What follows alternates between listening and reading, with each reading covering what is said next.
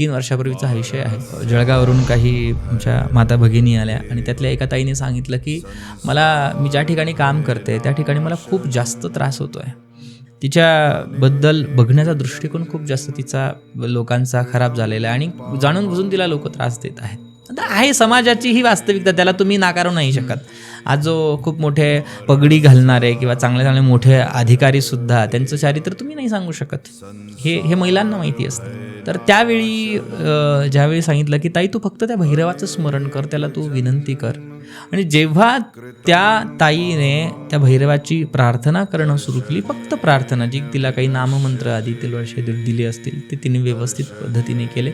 4थ्या दिवशी जो व्यक्ती तिला जाणून बुजून टॉर्चर करत होता, हरेसमेंट करत होता, त्या व्यक्तीचा ॲक्सिडेंट झाला. आणि त्या व्यक्तीने तिला सांगितलं की ताई मला माफ कर, मी तुझ्याकडे खूप चुकीच्या दृष्टीने पाहिलं. याला तुम्ही काय म्हणणार? हे असे एक नाही, अशा हजारो उदाहरणं आहेत.